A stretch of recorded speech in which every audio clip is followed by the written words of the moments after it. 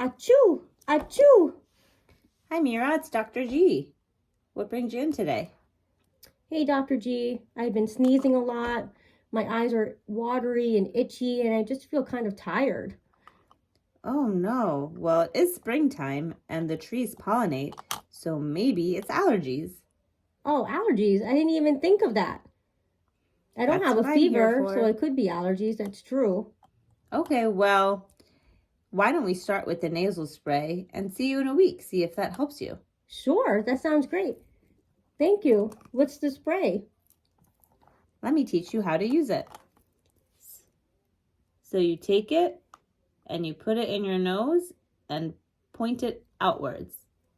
And then give 2 sprays in each of your nostrils. 1 and 2. Oh, awesome. I Got can't it, wait to Mira? try it. Thank you so much. Great. Okay, I'll see you in a week. I'm sure I'll feel All right. better by then. Happy spring. Have a great Thanks. day. Happy spring to you too. Bye, doctor.